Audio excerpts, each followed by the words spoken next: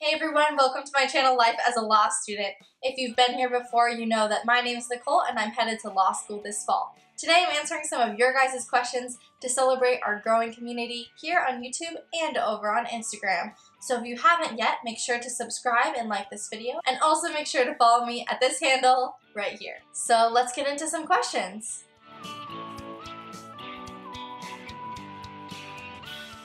Alright, so I have a list of all of your guys' questions from YouTube comments, from Instagram direct messages, and to responses from my Instagram story from all of you. So we're going to try to answer as many as we can without making this video way too long.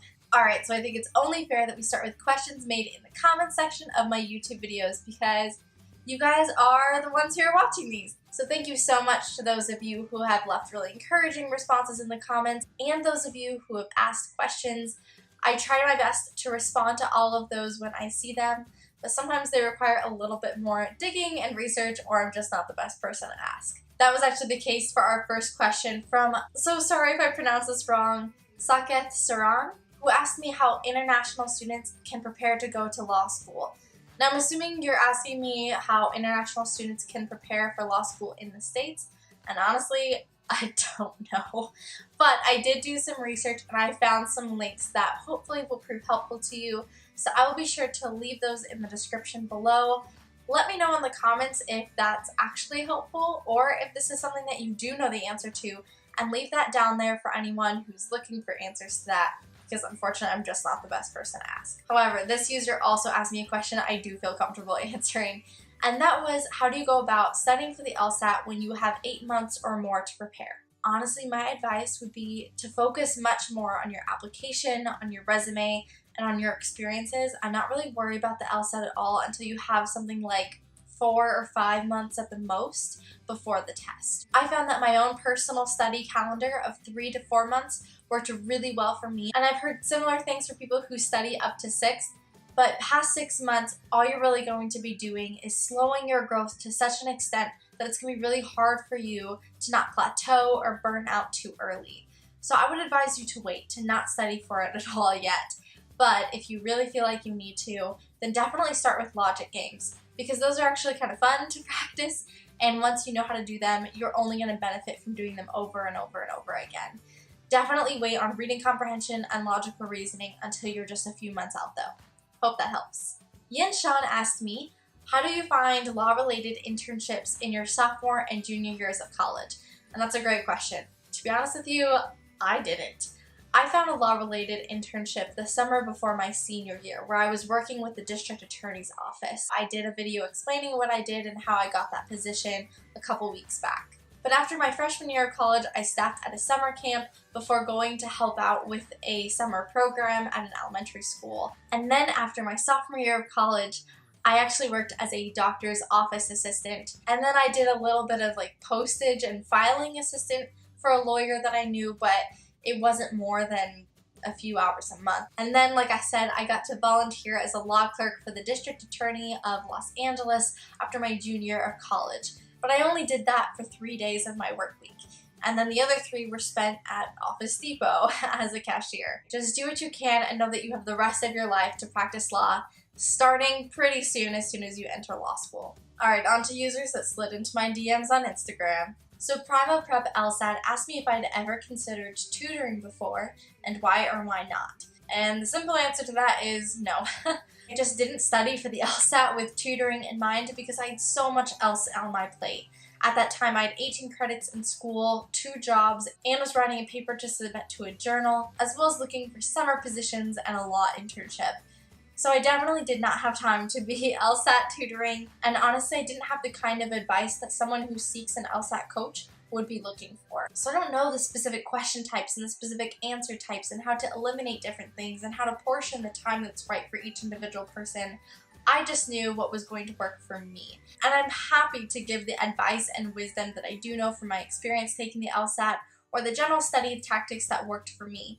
And I did do those things in my LSAT prep playlist, which I will also link for you below. This user also asked me why I decided to self-study instead of hire a coach. First, I didn't have the finances to invest in a coach or a prep course. Those are really expensive things, and buying the books and paying to take the test and law school applications was plenty of a dent in my wallet. The second reason is that I've always just worked better by myself. And I knew that with the resources that I did have, like the PowerScore Bibles, some awesome free LSAT blogs, and of course my savior, the Khan Academy LSAT prep course, I was going to be able to reach my goal on my own without making that kind of investment. But if that's something that you need, definitely go for it. I've heard awesome testimonials of people who plateaued in the 150s and even got up to the 170s with the help of a coach. So this is not me dissing on people who use that or who feel the need or the value of that. It was just something that I decided against for a couple reasons, and it ended up working out for me. Lawyer in the Making asked what was my major in college. And I've said this before, but my major was communication with a concentration in rhetoric and culture from Wheaton College.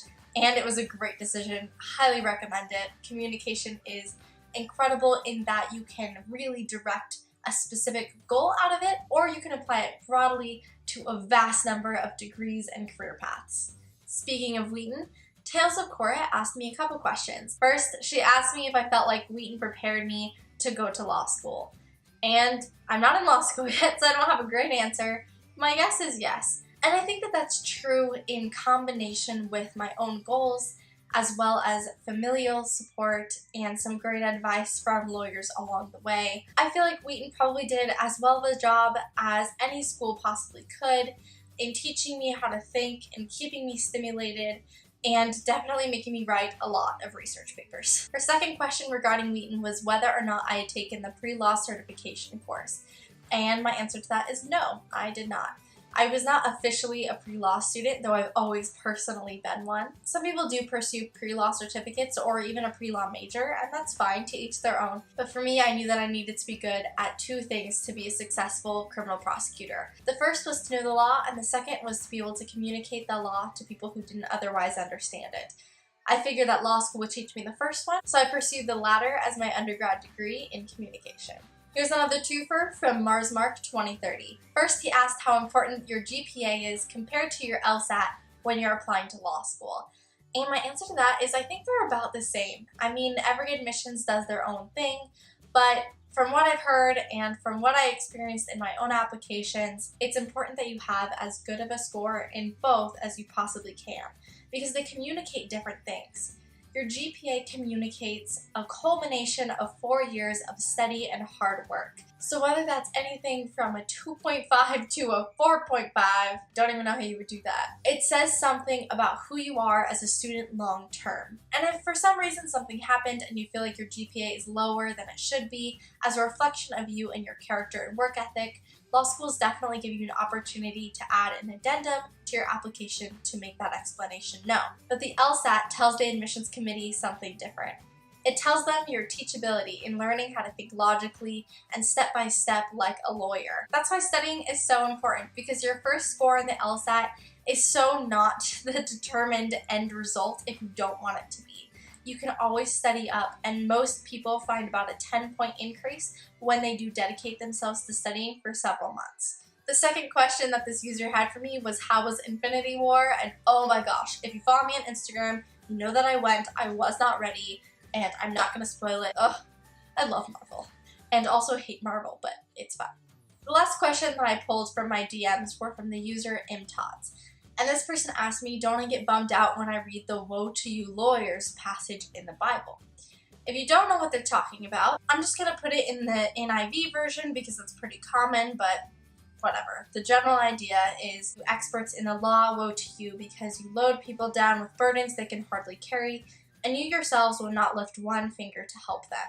Now what's important here, as it always is when reading the Bible, is context. And the context of this is Jesus is talking to Pharisees. Now, without giving you a huge history and Bible lesson, and honestly I'm not the best person to do that anyway, Pharisees were one group of religious leaders of Jesus' day who tried to enforce, model, and interpret the biblical laws and prophecies of the Old Testament. There are so many examples of Jesus rebuking the Pharisees in the gospel, not because they know the law or teach the law or try to tell other people about the law, but because they're missing the point of the law. They get so hung up on the do's and don'ts, as many of us tend to do sometimes, that they miss the point of those things being there, which is to bridge the gap between God's perfection and humankind's weakness. If you're anything like me, you like rules, and it's helpful to know exactly what God expects from us and hopes that we will do in an effort to love and worship and honor and glorify Him. So those laws can actually be really helpful and freeing in a way, but not so much when you're shoving them down people's throats and prioritize everything they do wrong rather than the love that God has for them and His faithfulness to who He created them to be. So no, it doesn't bum me out at all. I actually find it a really empowering and awesome reminder of the purpose of why the law exists and whose it is in the first place. Last but certainly not least are the people who responded to my open call for questions on my Instagram story the last few days. So first up, we had none other than my brother at Elijah Miller 23. And unsurprisingly, he said, just wondering if you want to let us know who your favorite sibling is. Natalie or Eli, if you're watching this, you're my favorite. LOL Cat Stuff asked me if I did or do play any instruments or sports. I do not play any sports. I'm the most unathletic and uncoordinated, able-bodied person you will ever meet. But I do play guitar, and I have for 9 years now. It's been great. I do not sound like I've been playing for 9 years because after about 3, I stopped practicing on a regular basis and learning new things. But my whole motivation of learning how to play guitar in the first place was actually just to be able to lead worship for my church. So I'm at the point where I can look at a chord sheet and hear a song and be able to play something reminiscent of that song without making too many mistakes, but I'm certainly not the next Andy McKee. Dav245 asked me when I will be taking my next LSAT exam. I'm not sure if you're subscribed or been watching my videos or not, but I am actually already accepted to law school. I don't need to take the LSAT anymore. Thank you, Jesus. Same user asked me if I'm from Los Angeles, and vaguely, the answer is yes. I'm from the greater Los Angeles area and my family has lived here since I was 5 years old. The only time I lived anywhere except for here after that point was moving to Chicago for college and pretty soon going to St. Louis. I have no idea how to address this person, but their handle was SM_BZR, and they asked me to compare cost and ranking for law school. Now, they didn't expand on it, but my guess is that they were wondering what you should factor in more, or if you should factor them equally. It depends. Most lawyers that I've talked to have strongly advised me to factor in cost way more than ranking. But it really does depend on what law you want to do. If you want to go into big law and have a huge firm with a high-paying job in New York City, you've got to get into the highest ranking school that you can. And hopefully the idea is if you go to a high-ranked school, and you get a big law job, you're going to be able to make the money to pay off those loans, hopefully within a few years. But you do need to be confident in your ability to compete with the other people who are at that school for those same jobs. Now, obviously the ideal option is to go to a high-ranked school. That gives you a lot of money. But if you have to pick one or the other, and you want to do something that's small time, or work for yourself, or work for the government, I would definitely say go for cost way over ranking. If you're trying to get a big law job, go for ranking over cost, if that's something that you have the luxury of doing.